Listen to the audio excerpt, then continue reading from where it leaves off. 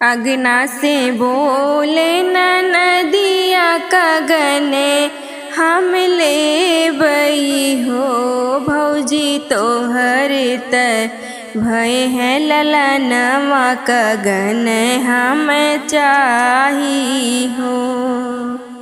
भितरा से बोले भौजैया ससुरे सुन ले हऊ हो बाबा दई देता आपन बयलवा कगन नाही देबई हो।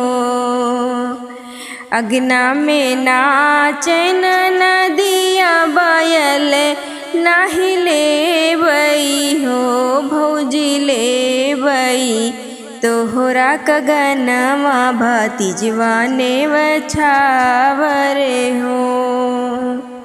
भितरा से बोले भौजैया जेठ सुन ले हऊ हो जेठा दई देता आपन घोड़ावा कगन नाही देबई हो।